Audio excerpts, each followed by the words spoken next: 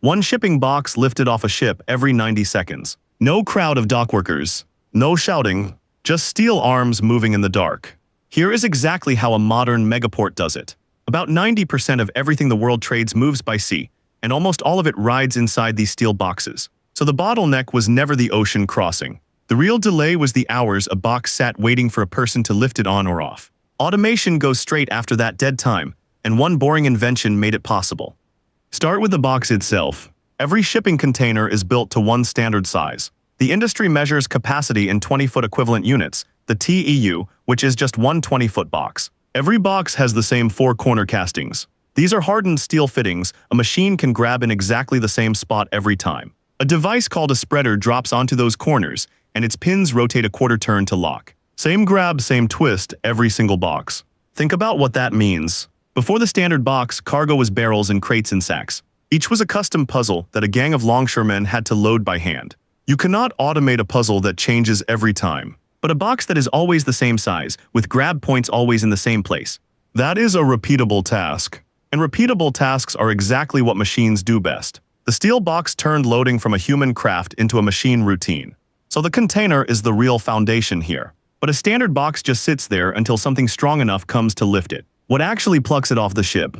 Here is the machine that does the lifting. A ship-to-shore crane, the key crane, is the giant frame straddling the water's edge. Its arm reaches all the way across the ship's deck. The spreader rides out on a trolley, lowers straight down onto a box's 4 corner castings, and twist locks on just like we saw. Then it hauls up. A single one of these cranes can lift roughly 40 tons or more in one go. And it can cycle a box about every 60 to 90 seconds. That is where the title number comes from. One box every 90 seconds all day. Now watch where the box goes. The crane does not drop it on the ground and move on. It sets the box down precisely onto a waiting transport vehicle parked on the dock, then swings back out for the next one. That handoff matters more than it looks. The crane is the most expensive machine in the port, so every second it spends waiting is money burning. Keeping it lifting without pause is the whole game. But a crane can only work that fast if something is always ready to catch each box the instant it lands. What keeps that vehicle there? The answer is a driverless shuttle. Between the crane and the storage yard, boxes ride on automated guided vehicles or GVs. These are flat, driverless platforms that carry one container at a time. Some ports use straddle carriers instead. These are tall frames that pick up a box and walk it across the yard. Either way, no one is behind the wheel. So how does a vehicle with no driver find its way without crashing? It navigates by fixed reference points. Many terminals bury a grid of small magnetic transponders in the pavement. The vehicle reads them like dots on a map to know exactly where it is. Others use GPS or laser scanners. And every vehicle reports to one central system that plots the routes. So they cross paths and yield to each other like a choreographed dance.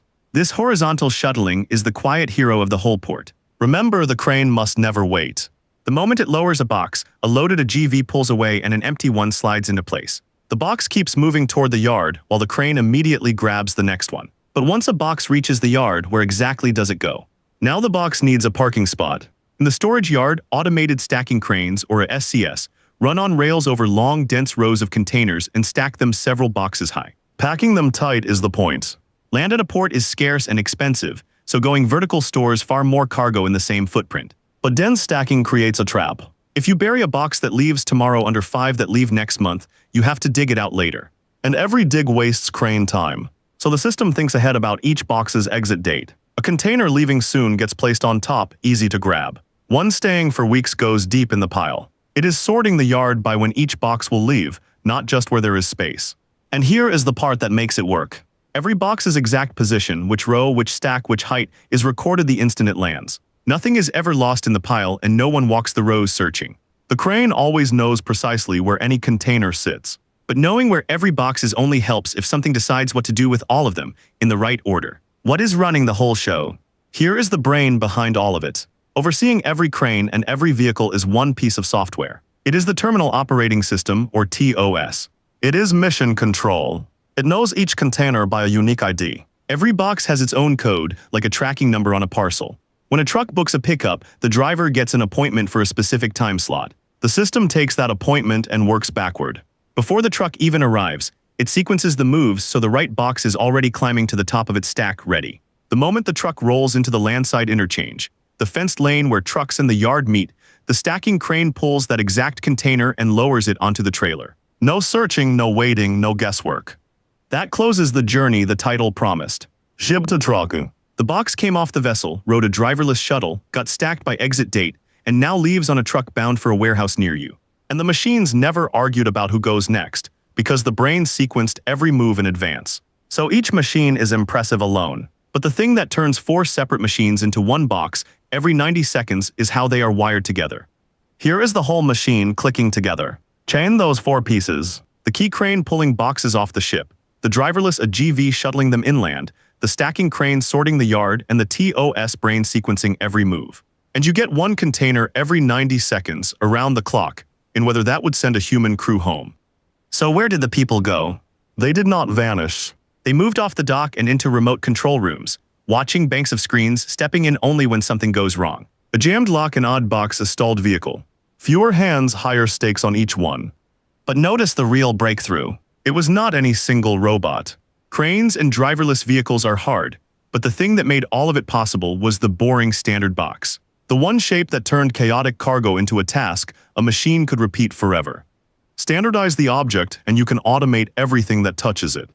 So what does this actually mean for you? Every product on the shelf near you rode through a system like this without a single person touching it on the dock. The lesson travels far beyond ports.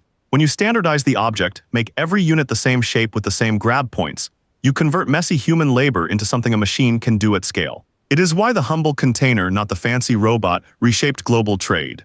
Next time a package lands on your doorstep, picture the steel box and the silent choreography that carried it most of the way. So the thing keeping the world's shelves stocked is not brute force. It is invisible orchestration, 4 machines and 1 brain moving in near-perfect sync.